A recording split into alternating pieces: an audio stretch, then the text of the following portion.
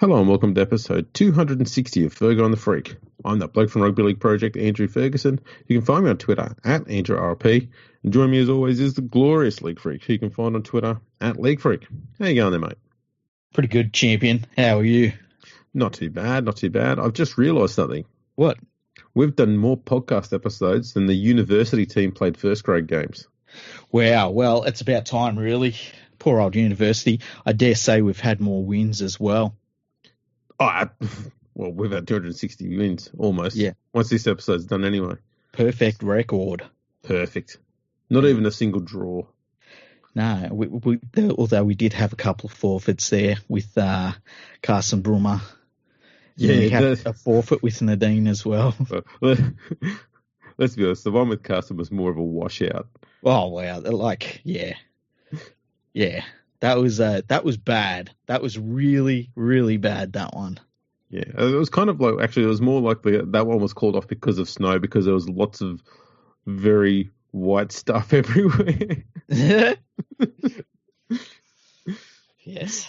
Anyway. But we like to record ones as well that we can put to wear. That's right. We've moved forward. We've grown and matured, apparently.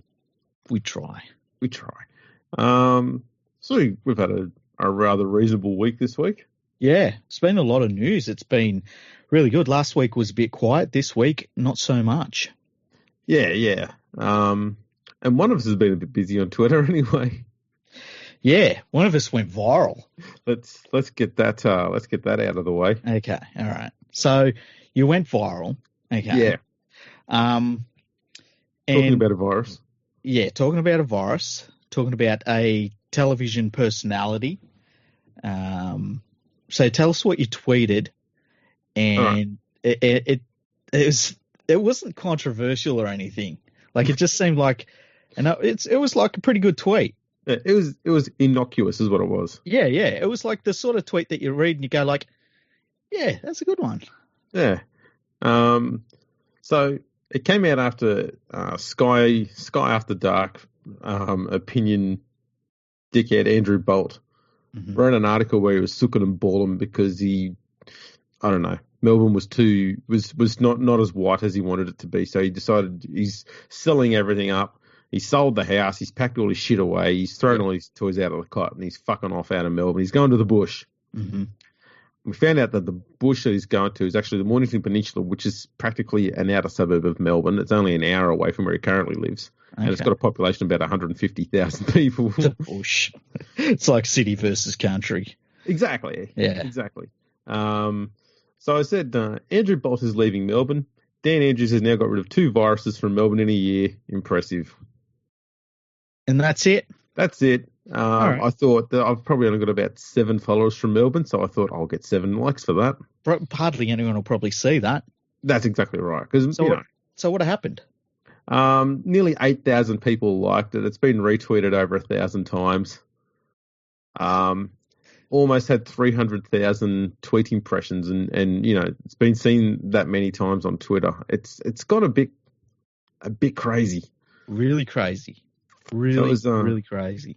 2.5 busy days there, because I thought, I had a few responses. About 30 or 40 people replied, and they were trying to put labels on me about some sort of shit that I might be some sort of Daniel Andrews supporter or some sort of left-wing loony or something like that. I'm going, no, I'm just making a stupid joke. Yeah. But there you go. So I went a little bit viral. That was interesting. Yeah, it was. At least you went viral with something that was pretty tame, Yeah. The only person I might have upset here is Andrew Bolton. To be honest, I don't really care about his opinion. So, a few far-right loonies who don't have a sense of humour got a bit shitty over it. Again, I don't care.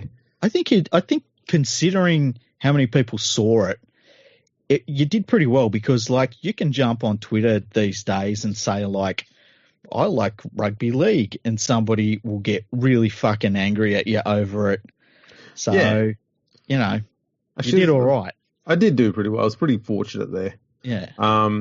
Speaking of other stuff that happened on Twitter, just quickly. Yeah. you see that there was a lot of people going on about how great rugby union was for having the national anthem sung in an Aboriginal language? I did, yeah.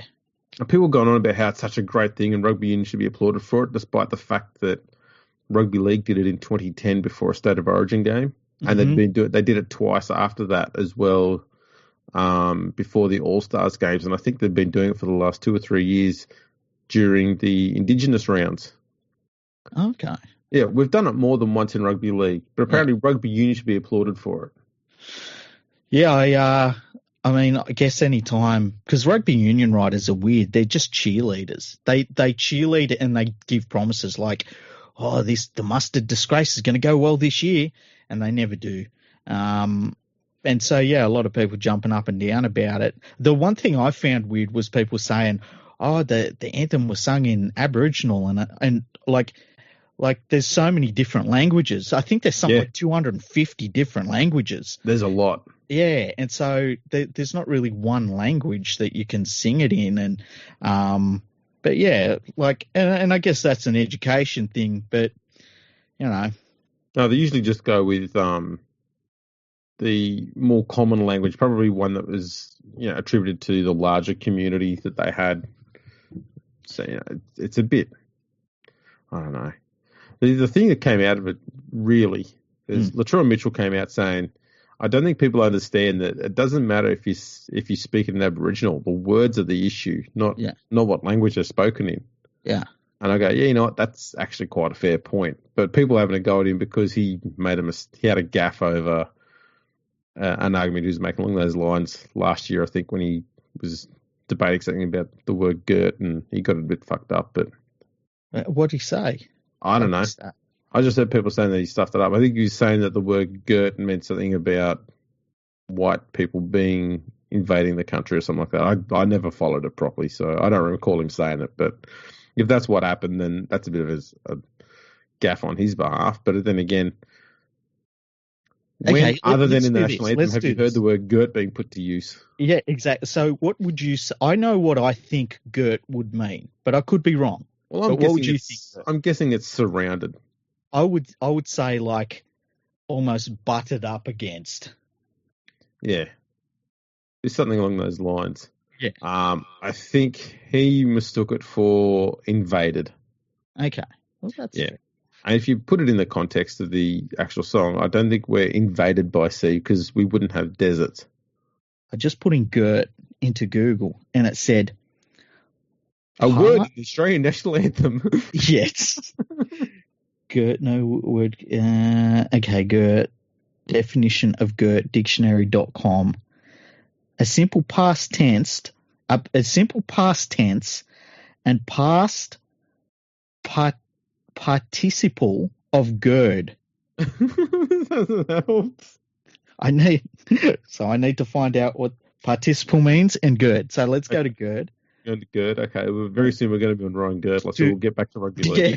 To encircle or bind with a belt or band, to surround. So it seems like you're closer to it. There you go. Well, I am a wordsmith.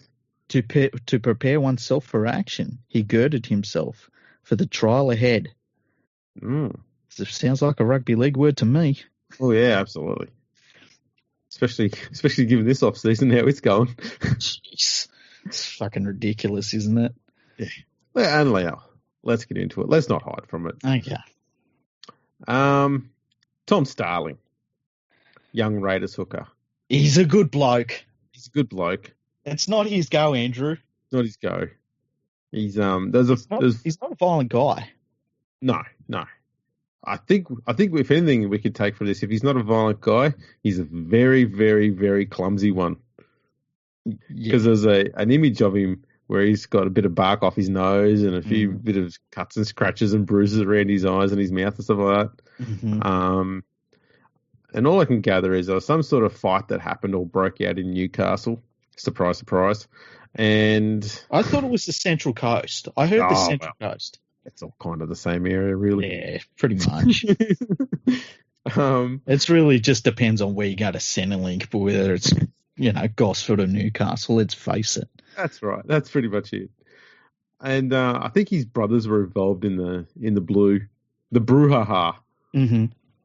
And there was a police officer that got involved in or something like that. And the story that's going around, I don't know if it's true or not, the story going around was that apparently Starling reached for the officer's gun and got fucked up. Yeah. Apparently, I saw on the news because Ricky Stewart talked a little bit about it, and he said that, and this is all alleged. I wasn't there, but this is what I saw on the news. Allegedly, a bouncer said something about his mum, and then he confronted the bouncer, and then yada yada yada, because that's how it goes, you know. And Ricky Stewart said it's not, you know, he's not like that. He's not like that. No, that's not his go. He's not that sort of person. Yeah. Another officer is another Raiders player having an altercation with a police officer. Yeah, it's a weird one. So I was looking around on the NRL website trying to find out what's been going on the last few days because I've not been paying much attention to it. Mm-hmm. I've been dealing with my own dramas on Twitter. Yeah. Fucking lefty. Fucking lefty, yeah. I saw a picture of the Raiders training. Mm-hmm. And it's got Ryan James on there and he's doing training, looks like he's moving around, which is good news. Mm-hmm. And I thought, oh look, the Raiders have finally got a hooker in the background there who's not involved in a police altercation and isn't injured, and it was Michael Ennis. So maybe Ennis is coming out of retirement. Yeah, it's man, the Raiders have had a lot of off-field issues when you think about it, going back for a while. Hmm. It reminds me, actually, there was a story put out this week where a journalist said that since Anthony Griffin has left the Panthers, they've had a bunch of off-field issues because he's a big disciplinarian, and Ivan Cleary's not a big disciplinarian. And I was like, what the fuck is he talking about? Like, there was the Tyrone May thing, right, which is terrible. He should not be at the club. And then the next worst thing was fucking our halfback danced on TikTok. Well, mate, that is, let's be honest, that was, I can't think of the word to describe how illegally graphic that was. It was a disgrace. That dance, I felt violated after watching it. I had to have a shower. I was disgusted that a grown man had a TikTok account. And look, I don't know. I don't know. I see. I had to go through an awful lot of counselling just to get over what happened there. Yeah, I get it. I can't believe he did that. It's weird. He had 2 weeks off because of that, because he danced on TikTok. Yeah. Oh, mate. Unforgivable.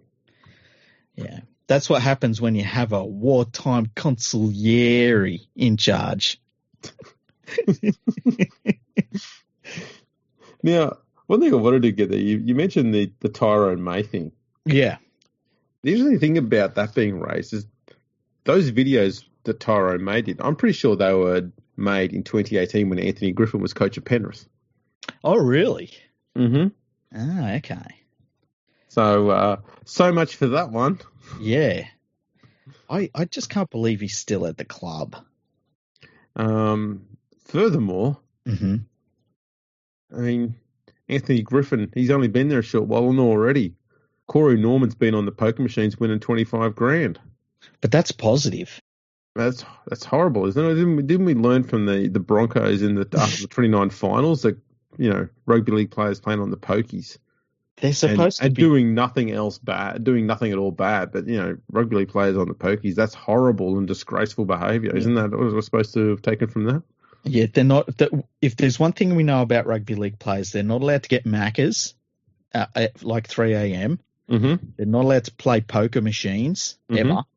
That's right. What not else? Allowed to drink. Not allowed to drink. Not allowed to dance on TikTok. Drive expensive cars. That's true. What else?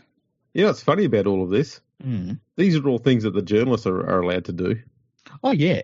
Well, when they're allowed to drive, because, sometimes licenses just get taken away from you. But yeah, or, there might be a journalist jumping on your hood.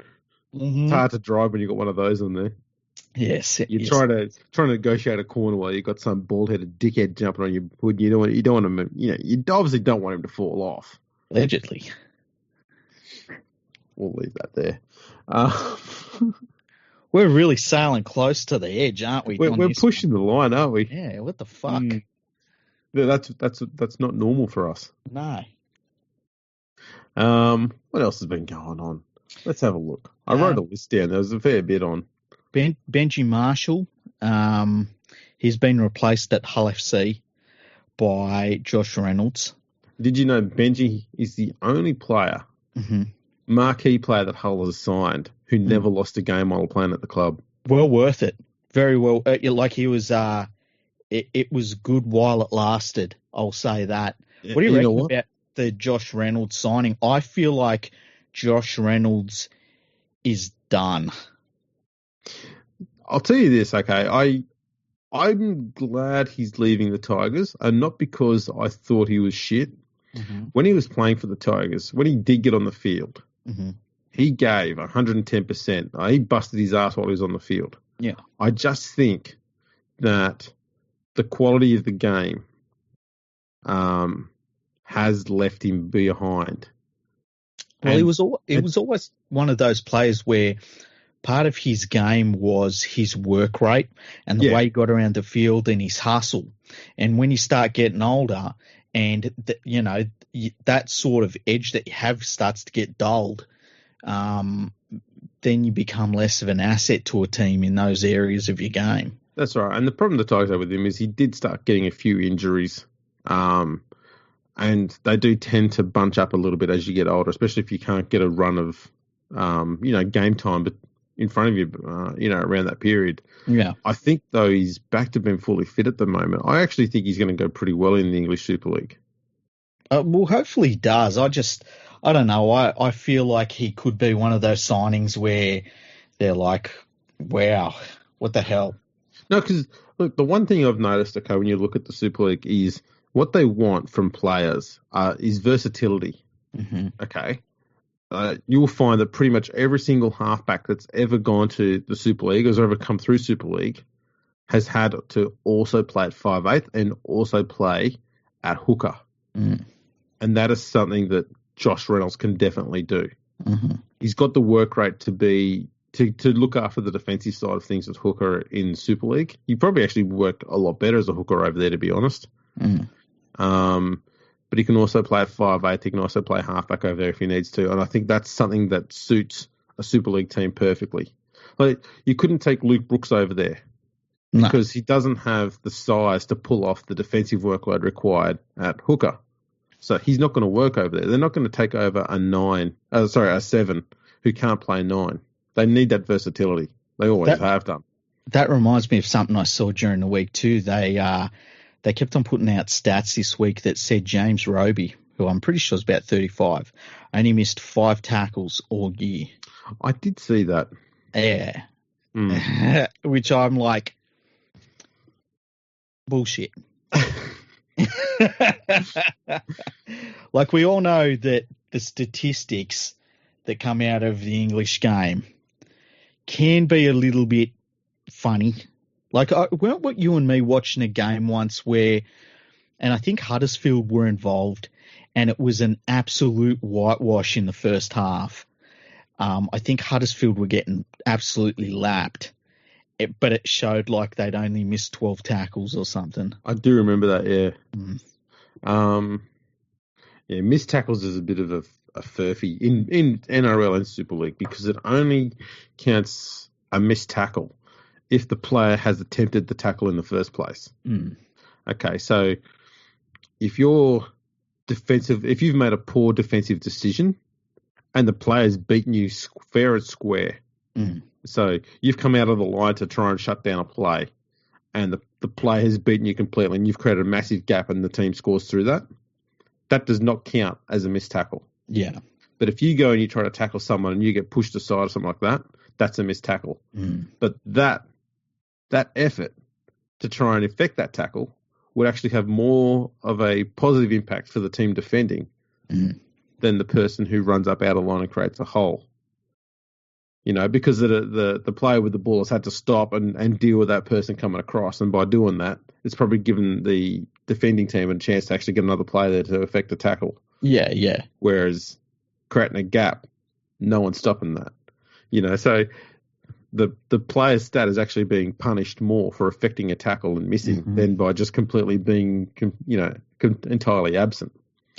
Yeah. And like and I saw that being, talked about for a few days this week, and I'm like, I just can't believe that anyone would honestly believe that. Yeah. Missed tackle stats are a bit, as I said, they're a bit of a furphy. I think the best example, and Sharks fans will get this on pretty well, they used to hate Blake Ashford with a passion because he would always, in their eyes, he missed so many tackles close to the line and so many tries were scored through him. And you look at it on paper and you go, yeah, you know what, fair enough. But when you actually watch the mechanics of what was going on with the Sharks' defensive line, you'd see more often than not that Todd Carney on his inside would run up and try and tackle. He would run in the gap between two players. Yeah. And Ashford was left trying to defend two players on his own, so he didn't have to drag his winger in. Yeah, yeah. And so more often than not, he's trying to take on two players, both moving, and he's got to make a decision one way or the other. And you're never going to win that situation. And that's why he had so many missed tackle attempts, because he'd run up and he'd try and shut the play down. So he would be trying to effect the tackle somewhere. The cover defense wasn't coming across. They'd score the try anyway. And so he would get credited with the missed tackle. And the try gets scored through him. He'd look bad. And the same thing's happening now with whoever's defending next to Chad Townsend. Mm-hmm. Happened for a while, whoever was defending next to James Maloney. Mm-hmm. And that's the problem with looking at just raw numbers, that sometimes they're not accurate. The only times they're accurate is if you're looking at props and second rowers. Yeah, because yeah. They do charge up. They do actually go up and they do attempt to shut down a tackle. So if they're getting pushed off on tackles and stuff like that, then that's a problem.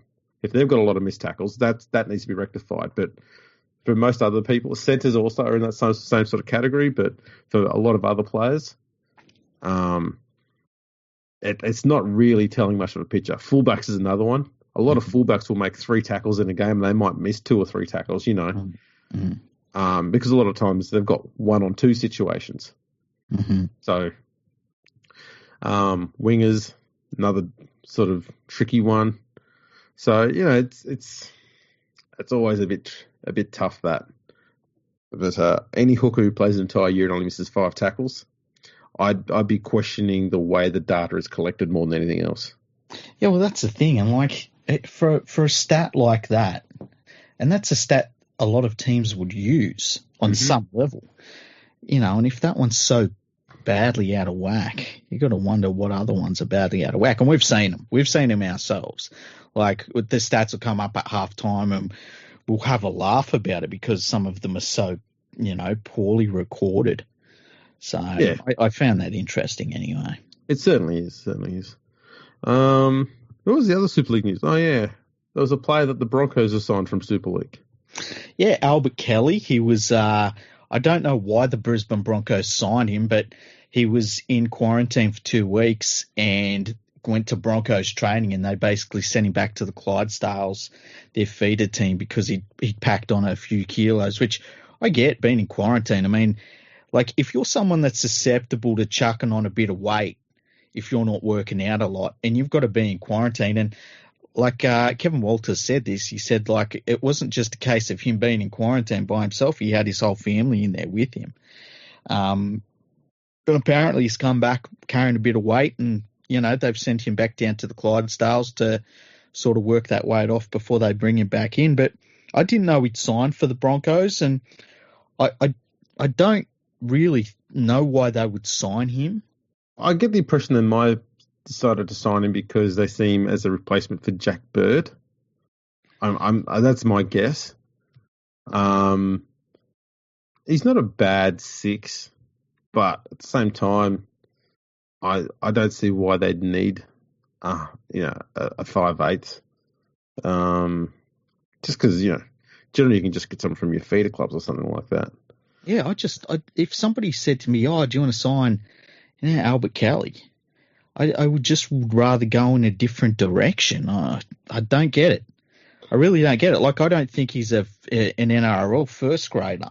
And if he's not an NRL first grader, then why are you spending your time and effort when you could put that time and effort into a youngster, as you say?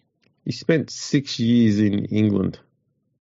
Yeah, and he did all right over there.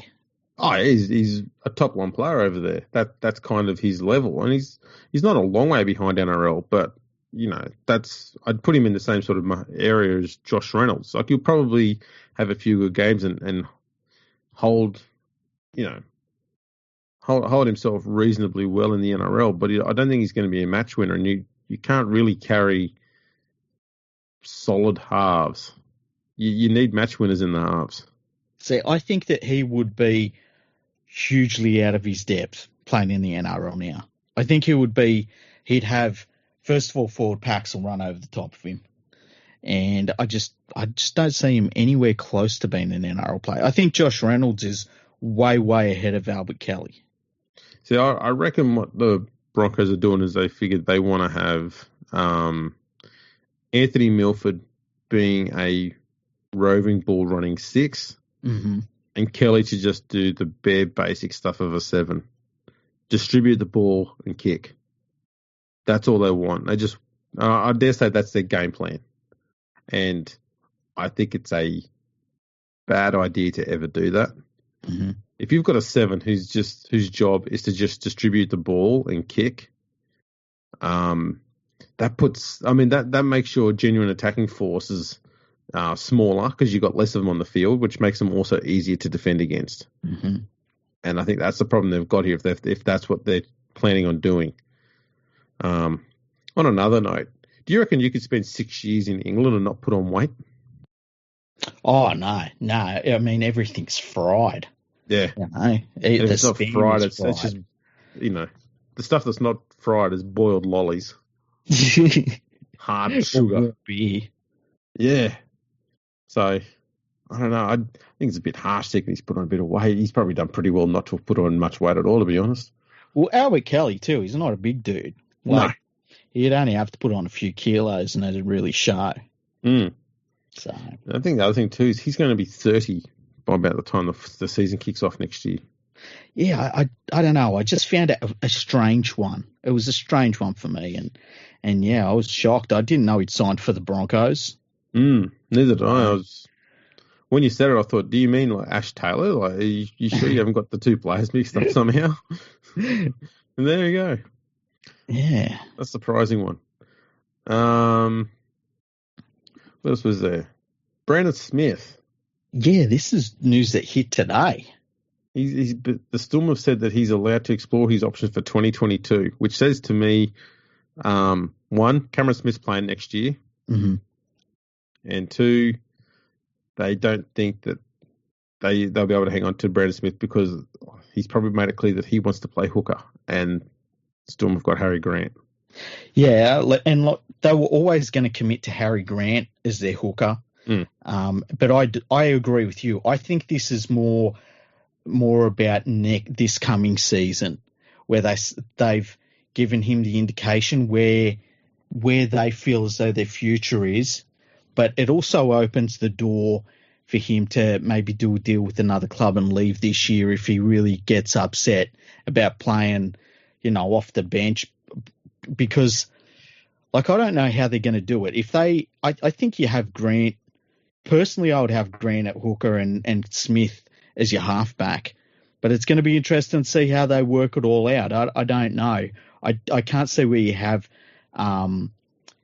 two hookers on the bench, even though Brandon Smith can play in the back row. I still think that's a bit of a, you're going in with one hand tied behind your back. I like to have 3 real forwards on the bench. And I think you can have Brandon Smith as a back rower on the bench, but he's your 4th, forward on the bench in that sense. So it's going to be interesting to see how they run out in the first round. But I wouldn't be shocked if Brandon Smith, that is, if he got a deal at another club and then tried to get an immediate release to that club. And he'd be an amazing signing for someone. Exactly. And given that he's obviously a Kiwi, he'd be perfect for the Warriors. Yeah, so they won't sign him. No. And he played under 20s, I believe, at the Cowboys. Who's the Cow? Yeah, the Cowboys could use a hooker, actually. Yeah, he'd be Really fantastic there. Yeah. Um, I heard that he could be on the Gold Coast Titans radar. well, they need another 9. They've only got 300. Well, that's the thing. But if they're looking to go in a different direction, like it'd be a pretty good one to go in. Yeah, I think he's one of those few players too that you could take him out of the Storm system and he'd still be an absolute world-class player because he's just got that work rate. Yeah, the only thing that worries me about him is I worry that he's going to have sort of the same sort of career trajectory as Isaac Luke, where because he plays so physically and like he holds nothing back at all, his career is going to be a little bit shorter in terms of when he's an elite player. That's the only thing that worries me about him. I think if he's able to secure a starting 9 spot, I think that'll be the best thing for his longevity in the game. But if he picks up a team that's already got a 9 who could probably take the 9 job from him, then he is going to have to play that secondary role where he's filling in a lock or something like that. Then he's going to get smashed. Because we saw at the end of last year he was getting knocked around a hell of a lot. Yeah. And it's not because he's small or weak or he's got a bad technique or anything like that. It's because he does just throw himself completely into everything. Yeah. But he's not 6'2" and 110 kilos. Yeah, exactly. So he's always going to come off second best and all that stuff. But yeah, he busts his fucking ass like no one else. I'd love him at the Tigers, but guarantee, the Tigers are still trying to chase fucking wingers, so If you want to gig at the Tigers, Brandon, you need to run faster, mate. Maybe get on the beach and do a bit of sprinting there. I absolutely love that the Tigers are like, okay, we're going to let Benji Marshall go, but we've got someone that's pretty comparable behind him, but we'll let him go too. So we're going into the season and we don't really have a first choice 5'8". I think it's genius on some level. Well, they've got rid of their 2 best attacking players for the year, Benji Marshall and Harry Grant, and Jacob Little has come through injury-free, and he's going to have his first injury-free off-season for the first time in a long time, which is great. Yeah, it is. But the next fallback from him is a very talented junior who hasn't played first grade yet. That's always a little bit of a risk. But they've not got a 5'8". And it appears at the moment that the Tigers are thinking about, I think, Adam Dewey at 6 for next year, if they can get Dane Laurie from the Panthers a year early. Have they got him next year? No, they've got him from 2022. Okay. I thought they might have negotiated that. No, what they're doing at the moment is the Tigers have offered a talented young centre from the Tigers' lower grades to Penrith as a way of enticing. So, we'll swap you. We'll give you this player as well if you let us have Laurie a year early. And I think Penrith are kind of looking at it, given what's happened with Michael Gordon's customer. I forgot his name. He's irrelevant. It's not his customer. How dare you? He likes his coffee. Well, don't we all? But yeah, you get a good buzz from it. It's got a bit of kick. It is an interesting one. It would depend how good the youngster would have to be. Pretty bloody good. Like the youngster would have to be good enough that I would say to the Tigers hold on to him. Well, the Tigers, they can't hold on to him given that they've now signed 2 bloody rep centres. That's why this kid's probably going to want to go away because he's going to be behind Robertson, Lalua, and Bai. Sure, fucking throw him in there. He's going to be behind those guys until their contracts end in 2023, 24, something like that. 8. Yeah. How many games do you reckon James Roberts will play next year, though?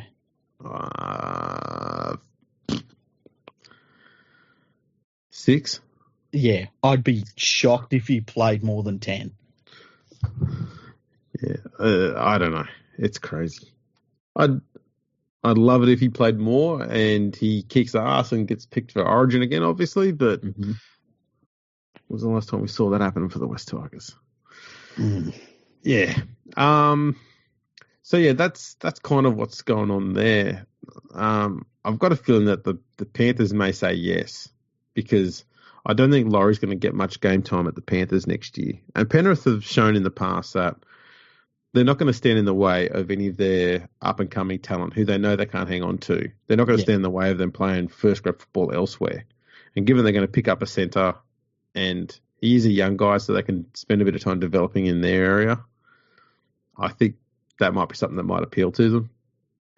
Yeah, it's like, I mean, that's just the club Penrith is, and they know it. It's, you can't keep all of them. It'd be great if you could, but, you know, everyone wants to see Matt Burton playing first grade football. He's a first grader right now. Like, he was a first grader all of last season, sorry. So, and Dane Laurie, I mean, I've been saying that he's ready for first grade for a year as well. I haven't called him the year before. So, you know. I mean, Laurie's behind quite a few players at fullback and at 5'8" at Penrith. Yeah. So there's next to no chance he's playing first grade next year anyway. So I don't think Penrith are going to actually be losing much to their roster if they let him go a year early. And if they can pick up a player pretty much for free, who they can just slot into their lower grades for a year or two and develop further, why not? And the thing is with Penrith too, it's like we know what they're like in terms of, you know, we didn't know who Stephen Crichton was a year ago, really. You know, he's a pretty handy young player, but it wasn't like we were thinking he was going to explode and, you know, score that many tries and just be this, you know, unstoppable force out wide. It's just, you never know who's around the corner. And Penrith is pretty good for outside. They've always been really good at producing outside backs and real quality outside backs too. So, that's an area that they've always pretty good at, but we'll see what happens. Yeah, I think it's it's definitely one to keep an eye on, especially given that they're about to let Josh Mansour go. Yep. Wouldn't be surprised if he ends up at the Tigers. I don't know why they're obsessed with wanting a winger for. It's really strange, huh? It's got me beat. But anyway, you've just freed up a ton of cash by letting go of a whole heap of halves and, you know, playmakers and all that sort of stuff, and you're chasing wingers. And none of them are Fijian. No, that's right. Why aren't they Fijian? I don't know. Also, there was an article on the NRL website about Joe Ofahengawi. Yeah. And pretty much he says in there that he was having a conversation about his contract with Kevin Walters. And he says, I wasn't too convinced that it was going to be a good meeting. I went in there feeling I was going to be let go, and he told me straight up, that's what I wanted. I looked him in the eye and asked if he wanted to coach me, and he said, if I've got an offer on the table, I should take it. And that's what I did. That's fair enough. I think that, you know, they're professional athletes, and I don't think it does anyone anything to beat around the bush with them.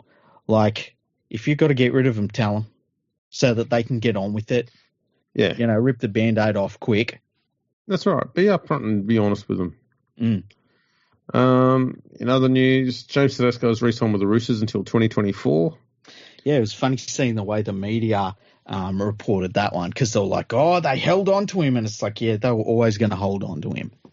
Yeah. The thing I found interesting about the way the media talks about Tedesco's re-signing. Yeah.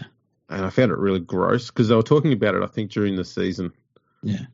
And they were talking about how much money he was going to earn. Yeah. And I thought, that's really a bit, I don't know if grubby's the word. Why is that? I don't know. It just, for something about it, I just don't like the fact that they were trying to talk to him about how much he was going to potentially earn and talk about all the stuff he was going to do with all his money. I just think that's a bit of a private thing that, you know, they shouldn't be dabbling in that. If he signed a deal where he might be earning $1.4 million a year, but no one actually knows for sure, don't fucking talk about how much it is. And don't do it directly to him on, you know, after he's finished playing a game of footy and he's got his teammates next to him who are all on less money than that. I didn't see any of that because as Yeah, soon it as was. games finish, I tend to switch off. No, there was a game. It might have been a Roosters game during the final, something like that. And they're talking about the fact he was about to sign a contract extension worth so and so many millions of dollars. I think there was two players next to him from his team. Oh, really? And he's sitting there, he was looking very uncomfortable and awkward. He wasn't getting involved. He just laughed occasionally at it, very nervously. Yeah, yeah. I know it. Yeah, that's not very good. I didn't find that very professional. Yeah, that's weird. What a weird time to ask him a question like that. Yeah. They're talking about, it'll be your shit down the pub and this sort of stuff. And you just think, yeah, what the fuck? Like, it's not 1970, guys. Yeah, like, calm down. We're all making money here. Yeah. Yeah, like, they're all making $1 million and living in Bondi, probably own a house there. They're all doing pretty well. Mm. But yeah, it's just, they're all a bit, I don't know, the mainstream media is very much obsessed with how much players earn.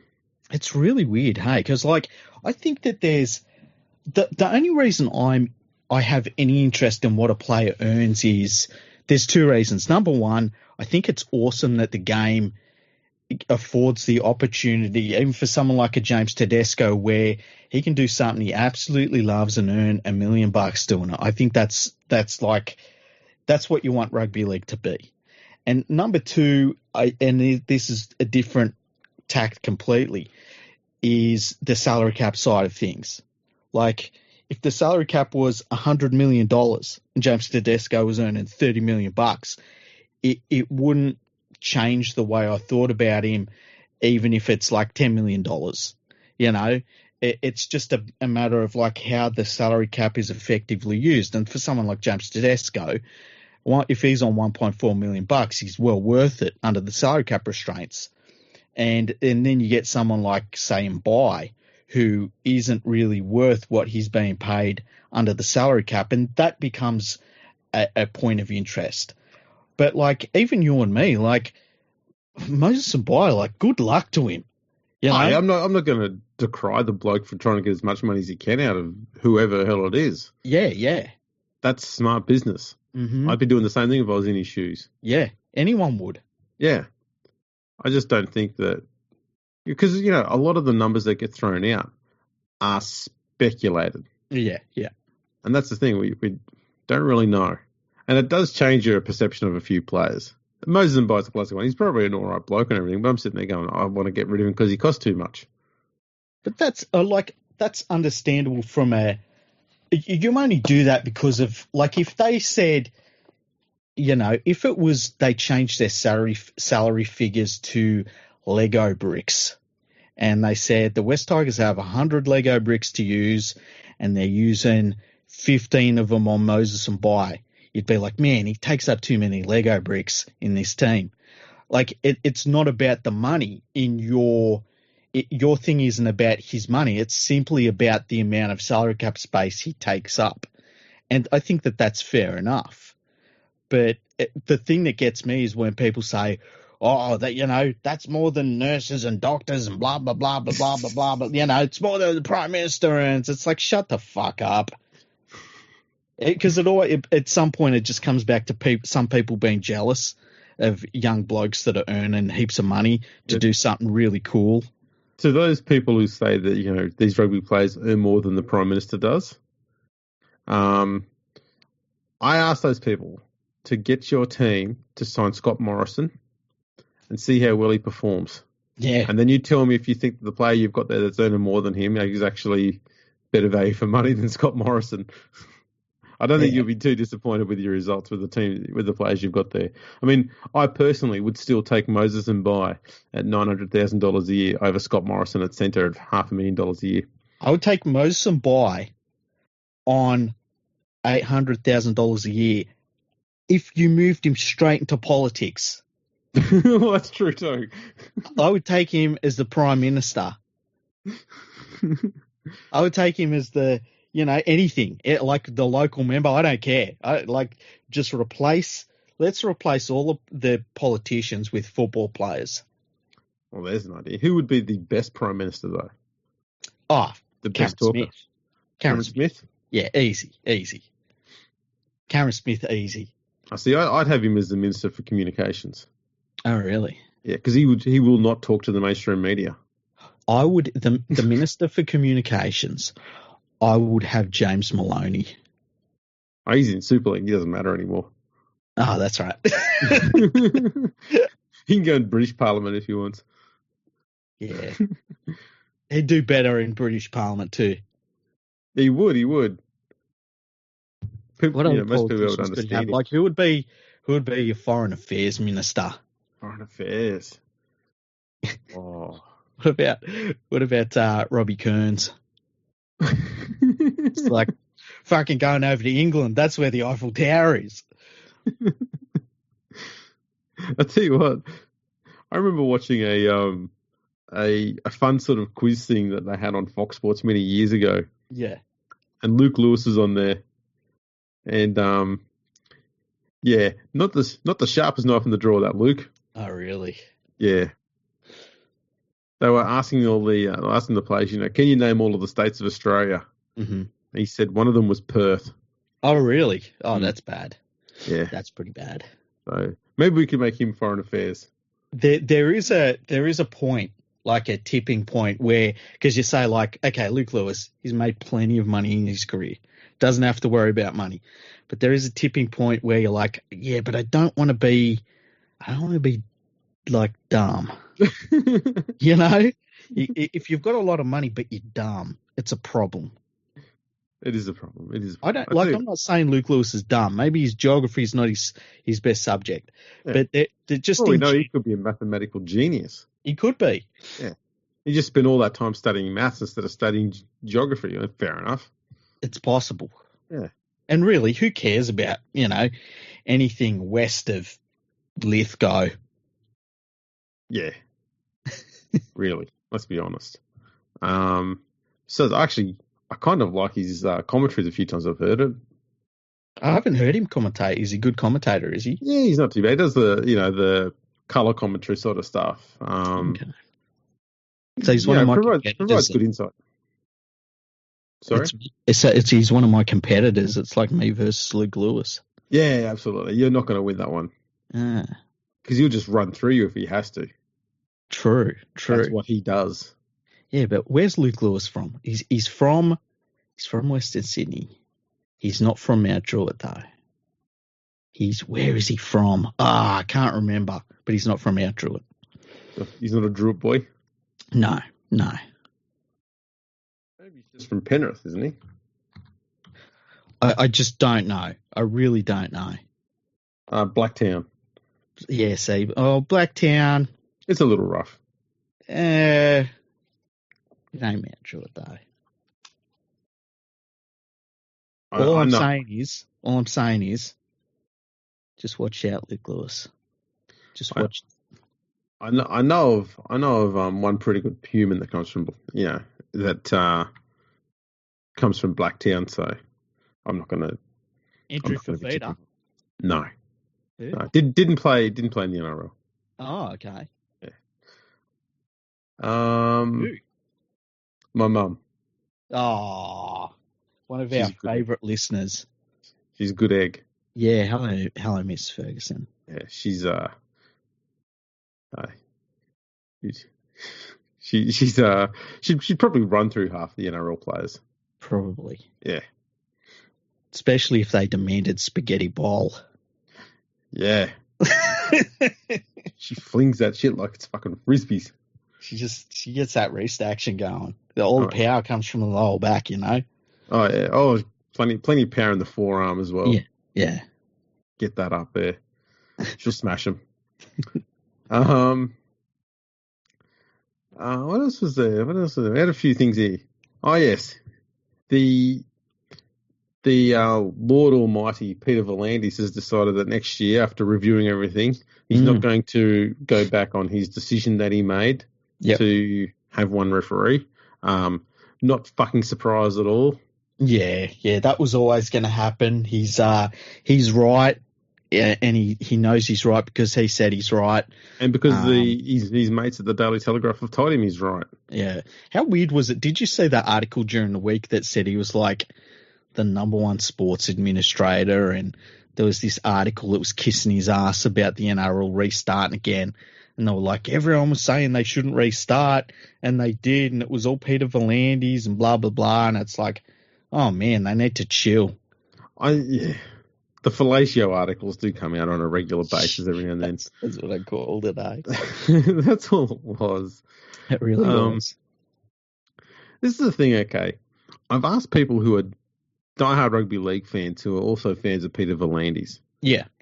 And I say, ask them, who do you think are some of the worst rugby league administrators? And they'll rattle off, it could be the rugby union administrator, it could be, whoever's running AFL, blah, blah, blah, blah. Yeah.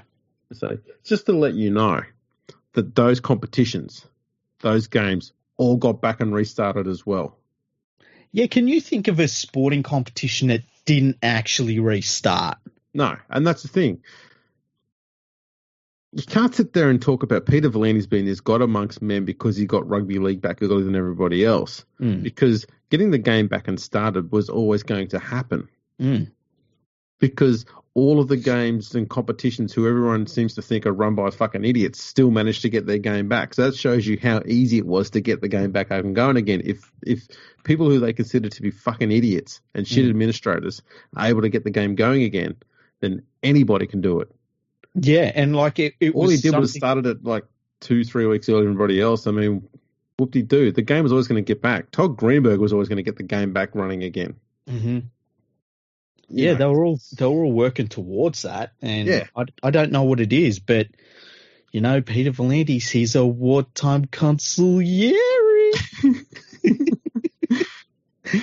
Oh man, I love it when people say that. There's so much war going on at the moment. I know, right? It's like, can we just calm down with that, please? Yeah, the countries invading Armenia. You wonder if Peter Volandis is going over saying, guys, come on.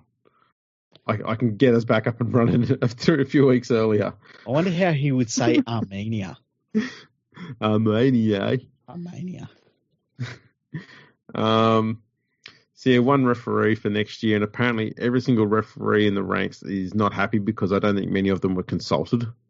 Yeah, well, when half of them get sacked, and like all the touch judges got sacked, and the entire way that they had set up to train new referees to get into NRL level was completely scrapped, and it's just a mess. Like, they've got to really restructure the entire thing, and yeah, it's a strange one.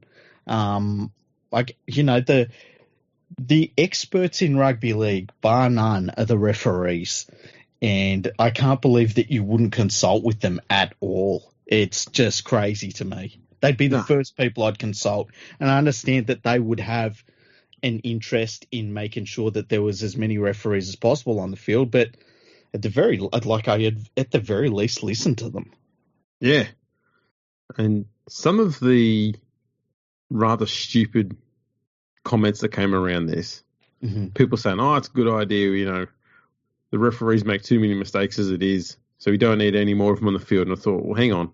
If they're making too many mistakes, perhaps having another one on the field to help with the adjudication would help minimise the mistakes, as was happening prior to it going back to one referee. Yeah. And then the response was, oh no, they just confuse one another. I mean, that's easier to fix. I think it comes down to a mindset too. Like, there was talk a couple of weeks ago that they were going to bring in a video referee thing where they would be able to adjudicate on forward passes. And it really goes against what you want out when you sit down to watch a game of rugby league, in my opinion. Like, I want to sit down and watch. You don't want to watch a perfect game. You're seeing two imperfect teams play against one another. That's just what life is. It's imperfect. And I'm not there to watch everyone watching a video screen while they stand around. I'm there to see, I'm there to see humans. I'm there to see human beings. I can go and watch video simulations all day. I can play video games. There's all sorts of technology in our lives. I kind of like the idea if you had a sport that said, you know what, we're getting rid of the vast majority of that stuff, and you're going to see people making mistakes in big situations, and some of them are going to be good, some of them are going to be bad, some of them are going to be, absolutely soul destroying when they happen. But you're seeing human beings do that, and I don't like the idea of getting away from that. No, not at all. And the thing is, this constant pursuit of perfection within the officiating. It's an entirely a media-driven thing because the media knows that it's an easy topic for content because you'll never ever get a perfect officiating system. Mm-hmm. And that means you can always find something to shit on about it, and therefore you've always got content to shit on. And that's all it is. It's a hamster wheel. Yeah, it's a low-hanging branch. Yeah. And they go after that all the fucking time because they're spineless, useless shits who can't do their fucking job properly. So let's just go and pick on the easiest targets we can. And that's what they do. It's really lazy as well. Like, you look at the grand final, Penrith, you could make a really good case Penrith getting screwed in the first half of that grand final. And after the game, like, I basically said, you give away 10 points on penalties. I don't care what you're talking about the referee. Stop talking about the referee. You gave up that many points straight away. At some point it's just on the team. And I don't want to hear about the referee. We have seen referee performances where they might have cost a game here or there, but I think it all evens up over the course of a season. I really do. Yeah. Of course it is. This is the thing. I don't know. We see it in every sport. Yeah. Everything just balances itself out. Sometimes it doesn't balance itself out in the same series or anything like that, but it does over the course of time. Mm-hmm. It's just people need to get over this obsession with perfection with officiating. Just move on because they accept mistakes from players every single time, and they're paid a lot more than the officials are, and the mistakes by the players are far more impactful on the actual overall result of the game than the mistakes by the referees are. Exactly. Like when you see like Jason Taumalolo run for 200 plus meters, that's a lot of players that have missed tackles on him, and that doesn't take away from his performance. That's right. It's all part of the human nature of rugby league, and you've got to accept the good with the bad, and that's the point. That's the whole point of watching the game. You're going to see the moments that make or break the contest, and it's all part of the one thing, and the referee's just one element. The length of the grass is another element. The way the lighting comes down so that the fullback might get, the lights in his eyes, that's an element. Everything is part of it. It's not down to one dude and his decisions. Exactly. Speaking of one dude and his decisions. Yes. Robert Elstone. Now, people don't know of him. He's the man who's in charge of the Super League. Yeah. And the Super League, as we all know now, we've spoken about it, they've decided that they don't want to have a team from a city that's got nearly 3 million people in it, that being Toronto. Actually, it's 6.1 million. Oh, well, I was talking more about just the centre of town, but there you go. Okay, yeah. I'd still call a city a town. Okay, yeah. Small-minded person that I am. So 6 million people then. Yeah. That's because that market's saturated. It's got, 4 teams there? 4 whole teams, yeah. 4 whole teams, yeah. It's saturated. Yep. Featherston in the UK, though. Yeah, you think Toronto, with its saturated market to cover 6 million people. Mm-hmm. Right. Featherston has only 1 team. Oh, wow. Yeah. Do you know what the population of Featherston is? I do, but tell us. 16,000. 16 whole thousand people. Yeah. That's smaller than most suburbs of Melbourne. Just to put it in perspective for you. Smaller than most NRL crowds. Yeah. Yeah. And as I said during the week, the biggest competitors to the Featherston Rovers Football Club when it comes to crowds is going to be church on Sundays and the markets. And you know what? That sounds like I'm taking the piss. I bet I'm right. Yeah. Do you know when the last time was that Featherston averaged at least 3,500 people per game? In championship? It was prior to them going to Super League. Oh, Like really? prior to the entire English game going to Super League was 1994. Oh, wow. Holy crap. Yeah. Wow. And that's what they're going for. And but let's be honest, that's not the only team. There's 5 other teams there that are in the hunt. Yeah. Have you seen them all? I know one of them's York. Yeah, there's I York. I honestly don't know who the others are. I'm Okay. guessing that one of them's the London Broncos. The London Broncos are there. There's York. There's Toulouse. Toulouse is there. Featherstone, Bradford Bulls, Ugh, and Lee Centurions. Lee. And I joked about a month or two ago Yeah. that the team they'll bring it through will be Bradford Bulls because of all the investments that the game has made in Odsal Stadium.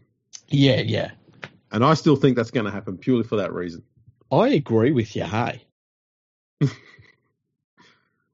So they've all put in their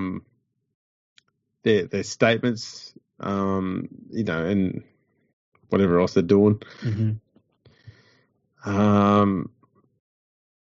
I dare say the Super League is going to be assessing those very soon because they're going to need to know who's going up into the top division to replace Toronto before It's pretty funny. It's pretty funny because, like, we're in December and their season starts in, probably February. It will be February, yeah. So they've only got 2 months to prepare. Which is not enough time. No. Not even close. They need, if you're going from, say, the championship level to Super League, you need 12 months. Yeah, and especially when you're going from championship where you haven't played any football for a year. Mm-hmm. So you've just had expenses for the year and not had any income coming in. And then you're going into the next season in Super League, the next level up. Boy, that's a tough ask. Yeah, and they'll do it and they'll say, oh, by the way, you can't have a full Super League broadcasting share of money. And, oh, by the way, this, and, oh, by the way, that. And they'll set them up for failure. And when they fail, they'll go, oh, I can't believe it failed. You know, it was funny seeing, like, everyone cheering about the Super League Grand Final, which I didn't watch. And they were saying, I can't believe this game isn't more popular. And it's like, it's not more popular because you keep on, stopping it from being popular. Yeah.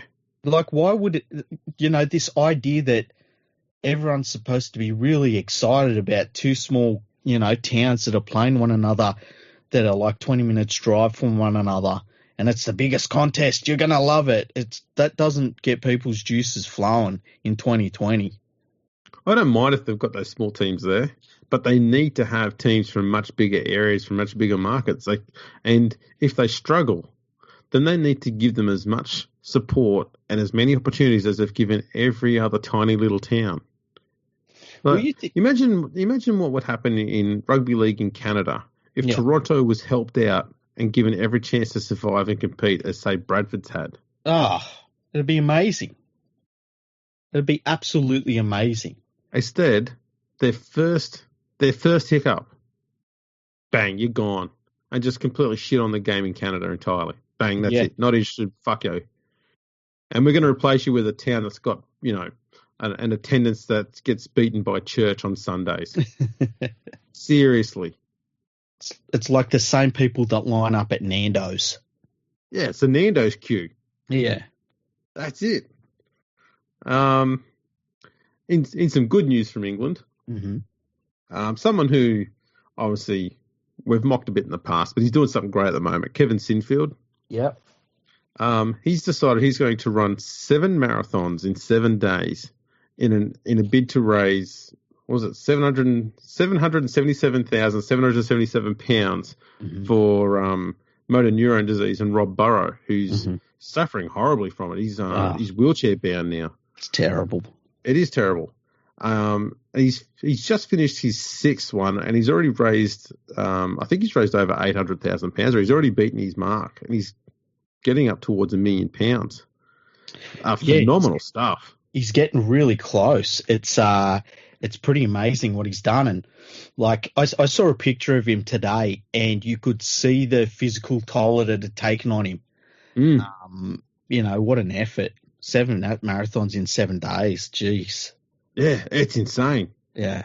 So absolute massive thumbs up to Sinfield for that there. The other thing I found amusing on a funny note is that he's probably raised more money in 7 days than what most Super League clubs raise in about 7 years. He probably has, yeah.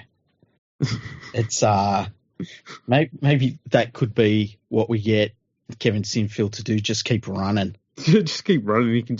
He'd be making more money for Super League than what Super League's ever made for itself. Yeah, just Forrest Gump it. Or maybe just Sinfield's done an awful lot. How about we just get some other players to tip in? Okay, come on, guys. If we get every single Super League player to do one marathon a day, just past and present ones. Oh, you just keep going. I've just seen the Rugby Football League have tweeted out he's now finished his 7th one. So it says he's run for 183.4 miles of running, and he's raised over £1.1 million for Rob Burrow and what is this one? Let's see what it is. The MND Association. Yeah. Motor Neurone Disease Association. So that's just friggin' incredible. That's almost 300 Ks that he's run. Yeah, it's amazing. Like, it'd be interesting to talk to him about just the physical toll it takes on him, because I've heard from people that do that sort of stuff, like your body starts breaking down pretty quickly. Yeah, and it takes a long time to get over it. So yeah, it's a huge effort. That's insane. Yeah. Well done to him. Oh, fucking oath. Absolutely. I mean, most people won't run a marathon in their life. So we've done 7 in a week. What do you reckon the longest you've ever run constantly is, without it being on a sport field? Like, what's the longest you've run? I used to do pretty long runs in training for pre-season for cricket. Oh, did you? Yeah, I'd go up to the cricket ground and just do about 10 laps of the cricket ground. Okay. Trying to get my cardio up again. I was never a cardio person. I was always sprinting. I didn't mind the cardio stuff when I was younger. I used to always like running, so I was pretty good at that. Yeah. Not exactly. I was okay over short distances with sprinting. Yeah. Not great long distances. I was handy-ish long distance running, but winter was always bad for me because it was basically just playing golf. Because there's no other winter sport that was available where I was at the time for most of it. Or play squash, which is more about explosive speed over about 6 or 7 steps. I've never played squash. I love it. It'd be interesting. All my squash would be playing squash with me would basically be, it'd turn into a jackass skit. It'd be like, let's just hurt each other. I think the first thing I tried to do when I played squash is the back wall didn't go right to the roof. So the first objective was to hit the ball as hard as possible to try and make it go over to clear the back wall. Yeah. Yeah, nailed it on the third attempt. It's like when we tried tennis once. We had tennis courts at my school, and got all the tennis gear out, put all the netting up and everything, and I hit so many tennis balls over the top of this enclosed. I can't even imagine how high the fences were. They might have been 15, 20 meters high, and I hit so many balls over the top of these fences that the teacher asked me to sit down. I was just no good at tennis. There we go. We'll see. That just makes me think you just had a very posh school. We didn't have a tennis court in my school. No. Our school wasn't posh. Trying to think. No, you had a tennis court. My primary school had a tennis court. It never got used, but Trinity Primary School had a tennis court. So did my primary school, but my high school didn't. Yeah, which makes no sense because my primary school is very tiny, but for some reason they had a tennis court and a cricket net out the back. I'm trying to think. We had cricket, the fenced cricket nets. We had them in primary school. You know what we did have in primary school? We had proper equipment that you could climb. And when I think about what it was, I can't believe that people let anyone climb it. Like it was that we said it was out of bounds because it was dangerous. But I remember climbing to the top of these things. They were about 15 meters up off the ground too. It was How many broken arms? I never broke an arm. I know there were a couple of kids that broke arms, but I never did. I broke my leg in primary school though. Bloody hell. Yeah, we had the monkey bars, and there's some weird arch igloo type thing that you could climb on. Oh yeah, like a steel one. Yeah. Yeah. And sandpits, which the neighbour's cat used to shit in all the time. Oh, yuck. It was just a massive kitty litter. We had these things, right? Let me try and describe them. They were basically, imagine getting 4 telegraph poles, right? Making them into like a pyramid structure that was really steep, okay? Then you got other telegraph poles and made them probably, I'm trying to think of how many levels up, but they would wind around. So there'd be one side, then one the next a little bit higher, then one the next a little bit higher, and they would wind right the way up to the top of this thing. And that was it. Okay. Really dangerous. So that's what school was like back in our days. Yeah, it was great. Yeah, if you can't go to school and risk a severe injury, then are you even going to primary school? Yeah, you gotta learn not to be, get a spinal injury. Really, that was exactly. Like 95% of going to school. That's right. I was avoiding spinal injury and severe bone trauma. Yeah. How times have changed. Everyone's soft now. Yeah, now they get upset when it's too hot. Yeah. That thing that we always used to get told that school will get closed down if it gets over 40 degrees. Never happened at my school. Never once. Never once. I was actually talking about this with someone the other day. It would get to 40 degrees at my high school, and I would be one of the idiots that would be out on the basketball courts playing touch football with a tennis ball. Oh, yeah. Like, that's the thing. That as a teenager, you don't know what hot feels like. You just go and do shit all the time. I think classic example for me was I went to cricket training on Wednesday night and did cricket training for about 2.5 hours. Didn't drink any water because, I'm a teenager. I don't need water. I just fucking play sport. Yeah. And felt a bit dehydrated when I went home. And, dehydration, when it gets pretty bad, you feel sick in the stomach, you're not hungry, and you get a bit of a headache. So I thought, oh, well, I'll have a shower and go to sleep, and hopefully I'll be better in the morning. Woke up in the morning, didn't have any breakfast, because I'm not a breakfast person. Haven't been since I was a kid. Yeah. Then got to school, played basketball before school. It was like 42 degrees or something like that. Did class for 2 or 3 lessons and then come back out and I was playing basketball during recess and walked into maths class. Well, apparently I walked into maths class and sat at my table. Yeah. Sat at my desk and fainted. Oh, jeez. And had to go and sit in the sick bay for a while and get rehydrated. I don't remember going to that class. I do not remember walking through the door. I do not remember sitting at the desk. Wow, that's not good. Apparently I did that and then, fainted. Severe dehydration. Jeez. It does that to you sometimes. I've never fainted, hey? I've done it once before when I had a severe dental pain and I couldn't eat for about 2 days. Oh, really? And you fainted? Yeah, because I went and had some antibiotics put into me. Yeah. And just as I was leaving the chemist where I got some tablets for the antibiotics, started walking out and went, don't feel right. And just thought, I need to just like sit on the floor here in the middle of the chemist. And I got down on one knee and then next thing I know, someone's helped me onto a chair. Whoa. Yeah. That might have been a reaction to the antibiotics, though. Probably. It was the first thing that got into my system in 2 days. Yeah. Yeah. Things you do when you're 20. Yeah. See, I remember I got a wisdom tooth out, I think it's about a year and a half ago now. And I'd heard all the horror stories about it. There's nothing. Piece of cake? Easy. I went shopping straight away. This is the thing is, did you hurt your wisdom tooth when you're eating a bit of cat, or was it something else that you got stuck in?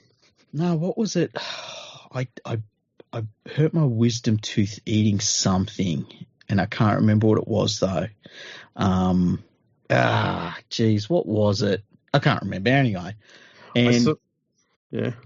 God, I was going to say, I see at the supermarket recently, yeah, they sell meat for cats to eat, yeah, right?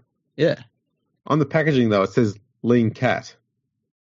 It looks like you're buying lean cat for humans to eat.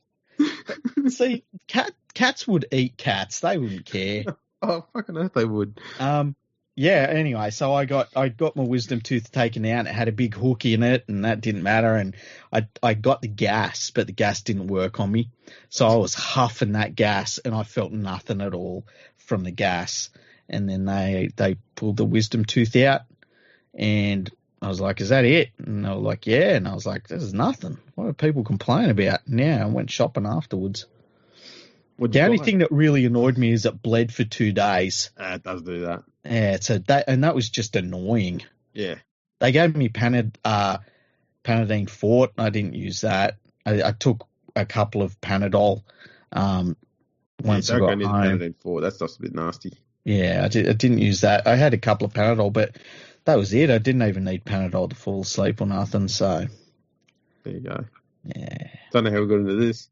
No, not yeah. What the hell? We just go on tangents.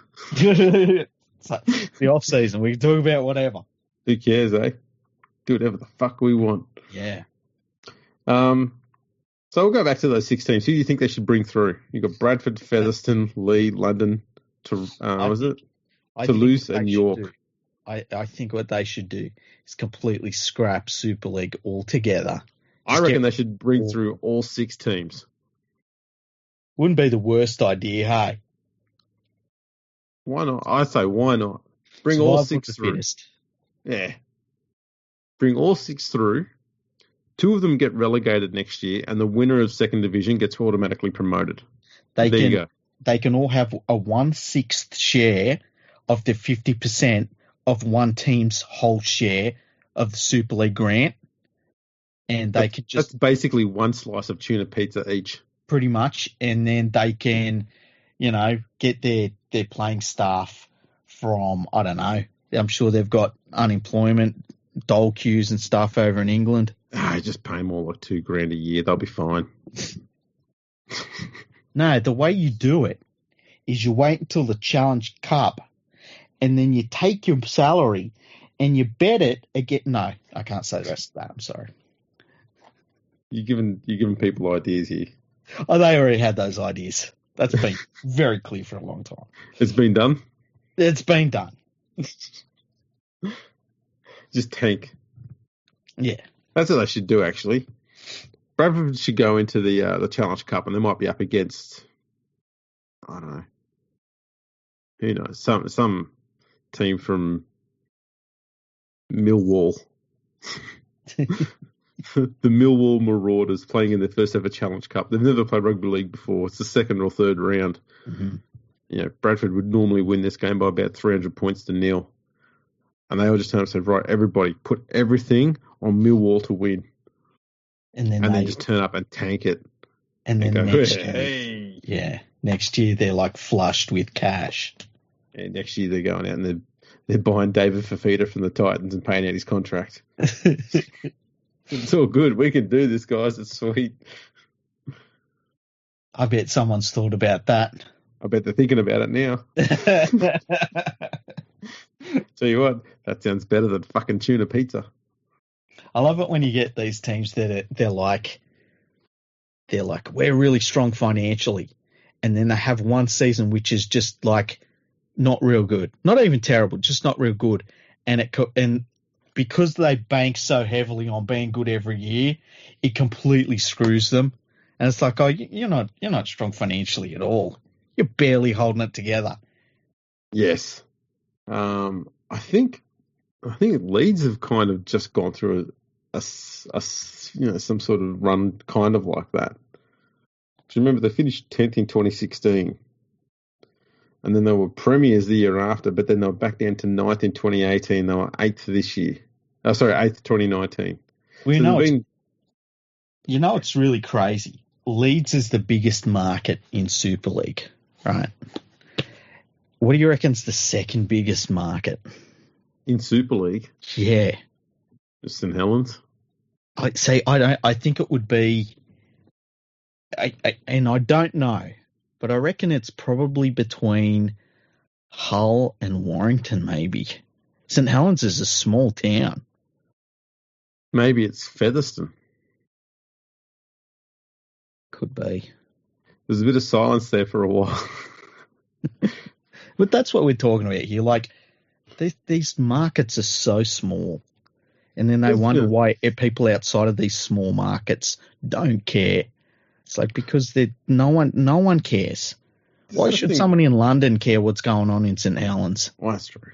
This is the thing that surprises me, is that pretty much everywhere else in the world, rugby league is still strong in the area where the game first started there.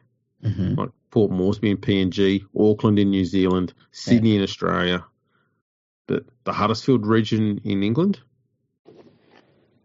barely rates a mention there. Yeah, that's a weird one. It's really odd. Like, in its own core heartland area where the game started, hardly anyone follows it. Even rugby league wanted to get the fuck out of Huddersfield. Oh, boy. Let's see what's going on our Twitter page, see if there's anything on the Fergo Freak Pod Twitter page. The former Richard Cranium said that he was watching a game on Fox today. Yeah. And Matt Elliott was playing in jumper 49. Yeah, the good old days when you had your number. That would have been third grade. 49. Would it? Yeah, it would have been. Was he a second rower? Matty Elliott. He might have been, actually. I thought he might have been a hooker. Nah, he wouldn't have been. Well, he certainly screwed my fucking club like one. See, I was thinking of a link there, and I went, no, I'm not going to make it. Thank you. Yeah, I can say that because he traumatised my club enough. That's right. One thing I will mention, though, from about a week ago. Yeah. If you didn't hear it, people, check out the Starting Block podcast. They had their 10-year anniversary one. Yeah, it was a good one. It was really entertaining. Yeah, especially the bit that we were on. Yeah, we recorded a tribute for them. It was a really heartfelt tribute as well. Yes. To the point where they actually asked, what are they talking about? Yeah, that was a 5-minute tribute that we gave them. It was let's be honest, it was touching. Yeah. It was beautiful. It was heartfelt. It was, and I don't think you'll ever hear anything like that on this actual podcast. So, I like the part when we were talking about eating a koala. Yeah, that bit was going well. So you should get over there, check that out, and also listen to their podcast if you haven't already. Love their work. Yeah, it's fantastic. Go and subscribe to Starting Block. Drop the K at the end, and get subscribed to it. It's brilliant. Apparently, Brandon Smith's agent has made contact with 14 NRL clubs. So who's the one club not bothered to be the Tigers? Can you imagine if it was the Tigers? Apparently, it's the Warriors. Oh, there you go. He doesn't want to go back. So you nailed it in one. Yeah. There was a funny thing in the news up here. You probably wouldn't have seen it, where how Madison was at the Tigers and he went over to Parramatta, and Ivan Cleary said that they did some charity thing, and I didn't say where the charity thing was, but Ivan Cleary was there, and he said he apologised for not saving him from the West Tigers. And I saw people getting very fucking angry about. So that's what the West Tigers fans were getting in the shit, not shitty about today. Yeah. It doesn't take it much, but yeah, that's what it was about. I have likened the West Tigers supporters when they're talking about Ryan Madison a bit like watching dash cam videos. Yeah, I saw that as a good analogy. Because there's you just know you're just going to be watching a lot of idiots and eventually a few car crashes. We should maybe rank one day the fan bases on Twitter. From what, best to worst? Best to worst. Based on how salty they get, or on... Just based on whatever the fuck we want. Okay. West Tigers 9th. 9th. On a fucking good day. On a good day. That's on every day. Alrighty, people. You're probably sick of this shit by now. So check us out on Instagram and Twitter at FergoFreakPod. We put up a few of our fans have put up their Spotify stuff and whatnot. I put them up on Instagram the other day. So if you've got that and you've listened to us more than anything else, send it to us on Instagram or on Twitter and we'll put it up on ours. Yeah, we love seeing that sort of stuff. Absolutely. We're also on Facebook, YouTube, LinkedIn, so check us out over there. Like, subscribe, all that sort of stuff. That'd be fantastic. Make sure you give us a 5-star rating and a review. We'll read them out on the podcast. We'll put them up on our website as well, which is fergoandthefreak.com. Yep. Go to the contact section, send us something. Yeah, we'll read it out and answer your questions, which we've done in the last few episodes, but not this one because no one bothered to email us. It's probably a good thing. Imagine if we started getting complaints. That would be so much fun. I wouldn't like that at all. I'd just go delete.